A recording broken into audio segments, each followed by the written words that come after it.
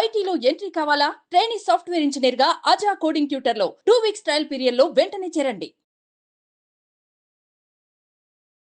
మనిషి మర్చిపోవడం సహజం. మరుపు చాలా సహజం.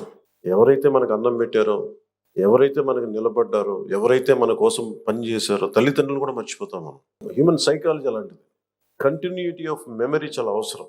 మన తాతలు ముత్తాతలకు కూడా మనం ఎందుకు పితృదేవతలు అని చెప్పి మనం పిండం పెడతామంటే ఎవరి వల్ల అయితే మనం వచ్చాం వాళ్ళు మర్చిపోకూడదని చెప్పి. యాటిట్యూడ్ అనేటువంటి ఏదైతే ఆ బిహేవియర్ కన్నా కాస్త ముందుకెళ్తే వర్డ్ యాటిట్యూడ్ ఏదైతే బాగా లేకపోతే వచ్చే ప్రమాదం ఏదైతే ఉందో ఈరోజు అల్లు అర్జున్ గారు ఫేస్ చేస్తున్న ప్రధాన ప్రాబ్లం యాటిట్యూడ్ బాగోలేకపోవడం వల్ల. ముఖ్యంగా ఈ సినిమా రిలీజ్ అయిన తర్వాత నేషనల్ అవార్డు వచ్చింది, చాలామంది అప్రిషియేట్ చేశారు. కానీ అదే అవార్డు నేషనల్ అవార్డు అందుకున్నటువంటి అదే సినిమాలో ఫాయిద్ ఫాజిల్ గారు కూడా ఉన్నారు. ఆయన యాటిట్యూడ్ ఎలా ఉంటుంది? ఏ రంగమైన సినిమా అయినా, ఏ భాష చలచిత్రం అయినా ఆయన బాడీ లాంగ్వేజ్, మనిషికి బాడీలో స్కెల్టిన్ ఉంటుందండి. ఆ స్కెల్టిన్ పైన ఉంటుండే బాడీ అంటే మన కళ్ళు, మన చెవు, మన ముక్కు, నోరు ఉంటుంది. ఇది ఒక షేప్ ఇస్తుంది. ఇవన్నీ కూడా మన ఒక బిహేవియర్ అనుకుంటే మన కనబడకుండా కనిపించింది లోపల ఏదైతే ఉందో అది యాటిట్యూడ్. ఆయన యాటిట్యూడ్ మొత్తం మీరు చూడండి.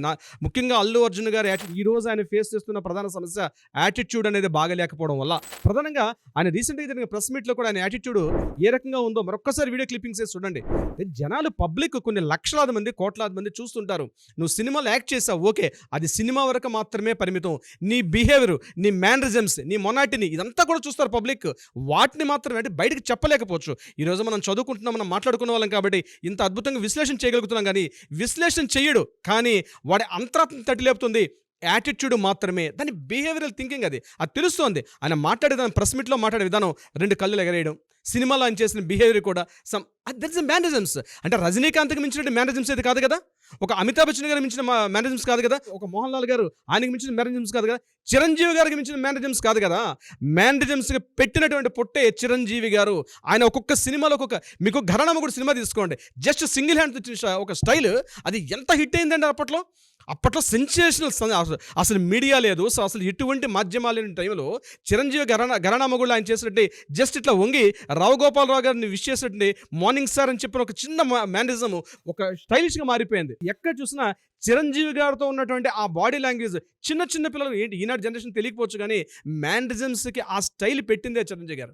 ఈరోజు పెట్టి నేను ఇక్కడ అల్లు అర్జున్ గారిని నేను తిట్టడం నా ఉద్దేశం కాదండి. యాటిట్యూడ్ చూపించుకోవడం, థియేటర్లో సినిమాలో ఏ మేనరిజం చూపించండి, కానీ రియల్ లైఫ్లో పబ్లిక్తో while you're speaking with the పబ్లిక్తో మాట్లాడేటప్పుడు నీ మేనరిజమ్స్ ఎలా ఉన్నాయి?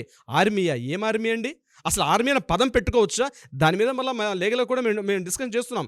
ఆర్మీ అనే వర్డ్ ఈ ఓన్లీ దేశంలో దేశ సరిహద్దులు మన భద్రతా దళాలకు మాత్రం వాడుకోవడానికి ఆర్మీ వాడతారా? ఎవరైనా పెట్టి వాడుకోవచ్చా? అది కూడా మాట్లాడుకునే సందర్భం వచ్చినటువంటి అంటే మనం తెలుసుకోవాల్సిన విషయం ఆర్మీ అనే పదం. ఇక మేనరిజమ్స్, నేషనల్ అవార్డు వచ్చింది. నువ్వేం కొత్తగా తీసుకోలేదు కదా నేషనల్ అవార్డు. బహుశా నీకు తెలుగులో నువ్వు మొట్టమొదటిగా వచ్చి దానికి రకరకాల రాజకీయ కారణాలు ఉంటాయి, రకరకాల ఈక్వేషన్స్ ఎన్నో మారుండొచ్చు. దానికి ఎదిగే కొద్దీ ఒదిగి ఉండడం అనేది ఇంపార్టెంట్. నేను మహాభారతం వచ్చిన కథ తీసుకుంటానండి. ఒక చిన్న ఎగ్జాంపుల్, యాటిట్యూడ్స్ ఎలా ఉండాలి. మన మహాభారతంలో మనం చిన్నప్పటి నుంచి చదువుకున్న మహాభారతంలో ఒక చిన్న దృష్టాంతాన్ని మీకు చెప్తాను నాగరాజు గారు. ముఖ్యంగా మహాభారతం అరణ్యపర్వంలో ఒక సంఘటన ఉంటుంది. హనుమంతుల వారు అప్పటికే రామాయణం జరిగిపోయింది.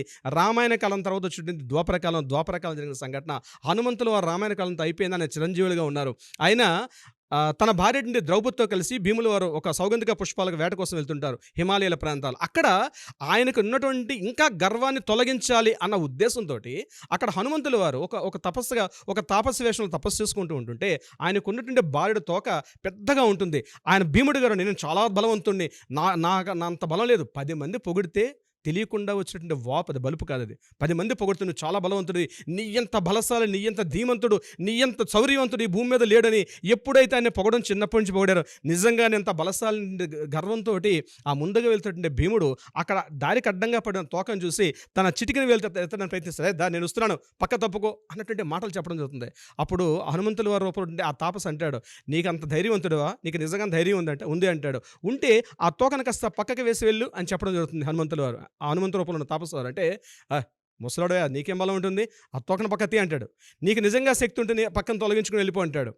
చిటికిన వేలుతో తొలగిస్తాడు, జరగదు. చేత్తో తొలగిస్తాడు, జరగదు. తన 2 బాహులతో తొలగిస్తాడు, జరగదు. తన శక్తిని మొత్తం ప్రదర్శిస్తాడు, జరగదు. ఆ తర్వాత తెలుస్తుంది నాకన్నా ఇంకా బలవంతుడు ఇదే లోకంలో ఉన్నాడని. అప్పుడు అర్థమవుతుంది అదే సంస్కారం.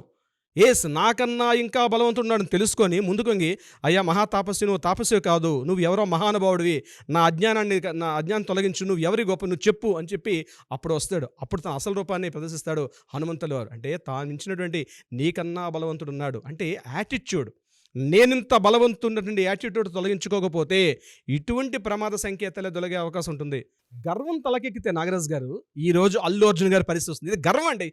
మీరు కోట్లాది జనాలు చూస్తున్నారు. ఈ మొత్తం సీన్, మొత్తం సినారీ చూస్తుంటే ప్రతి యాంగిల్లో ఆయన థియేటర్కి వెళ్ళేటప్పుడు, థియేటర్ నుంచి బయటకు వచ్చేటప్పుడు, పోలీసులతో మాట్లాడేటప్పుడు, మీడియాతో మాట్లాడేటప్పుడు, ఈవెన్ ప్రతి సంఘటనలో కూడా ఎన్టీఆర్ నా కుటుంబం, నేను చాలా గొప్పవాడిని, నేనే అసలు ఈ భూమి మీద నేనే సినిమా రంగానికి ఉద్ధరించడానికి నేను ఒక్కడే పుట్టాను. ఈ పబ్లిక్ చూడనుకున్నారా?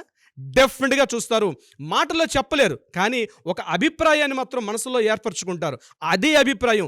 దీని మీద సింపతి వచ్చింది అల్లు అర్జున్ గారి కంటే చాలామందికి. బహుశా ఎప్పుడైతే పోలీసులు ఈ మొత్తం ఎంటైర్ సినారియోని వాళ్ళు ఎప్పుడైతే ఎవిడెన్సెస్ పెట్టారో, ఆ చిన్నగా ఉన్నటువంటి అల్లు అర్జున్ గారి మీద ఉన్నటువంటి చిన్న అభిమానం కూడా బహుశా తొలగిపోయింది చాలా వరకు. చాలామంది అంటారు నిజమే కదా, అల్లు అర్జున్ ఎందుకు అబద్ధం అలా ఎందుకు చెప్పాల్సి వచ్చింది అని. యాటిట్యూడ్, అది తెలియకుండానే యాటిట్యూడ్ని పసిగడతారు. చిరంజీవి గారి మీద ఏంటండి, ఇదే చిరంజీవి గారి మీద కొన్ని వందల సినిమాలు తీశారు. ఇప్పుడు కూడా చిరంజీవి గారి సినిమా అంటే ఒక యాటిట్యూడ్. ఆయన అందరితో కలిసిపోతారు. కిందన పనిచేస్తున్న సర్వెంట్తో సహా, సెక్యూరిటీ గార్డ్తో సహా 10 మందితో కలిసి భుజమే చేసి వెళ్ళిపోయే తత్వం అయింది. ఈయన ఏజ్ గ్రూప్ కూడా ఫైద్ ఫాజిల్. ఆయన సినిమాలు చూడండి, ప్రతి ఒక్కరితో కలిసి ఉంటారు. ఒక అమితాబ్ బచ్చన్ కన్నా గొప్ప నటుడు కాదు కదా, ఒక రజనీకాంత్ కన్నా గొప్ప నటుడు కాదు కదా. వాళ్ళ సినిమాల్లో వాళ్ళ మేనరిజమ్స్ చూస్తే ఎంత పొగరుంటుందా అనిపిస్తుంది. వాళ్ళ సినిమాలు, వాళ్ళ మేనరిజమ్స్, వాళ్ళ బాడీ లాంగ్వేజ్ చూస్తే. కానీ నిజ జీవితంలో వాళ్ళు ఇప్పటికి కూడా 10 మందితో కలుసుకుపోయే తత్వం ఉంటుంది.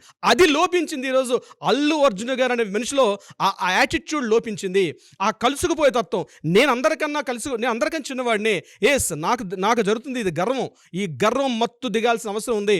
ప్రకృతి తొలగించేస్తుంది, అందరిని ఈక్వల్ చేసేస్తుంది. నాగరాజు గారు అందరిని ఈక్వల్ చేసేస్తుంది. ఎప్పుడైతే పెరుగుతున్నాడో ప్రతి వాడు ఎలా అనుకుంటాడు, నాకంతా గొప్పవాడు లేడు అనుకుంటాడు. ఈ అహంకారం తొలగించిపోయారు. దీనికోసం నీ పేర్లు చెప్పాల్సిన అవసరం లేదు. చాలామంది ముఖ్యమంత్రులు అలానే తొలగిపోయారు. చాలామంది రాజకీయ నాయకులు, అదే చాలామంది సినిమా యాక్టర్లు కూడా మా అంత గొప్ప వాళ్ళు లేరు అనుకున్న వాళ్ళకి ప్రకృతి ఆ యాటిట్యూడ్ని తొలగించేస్తుంది.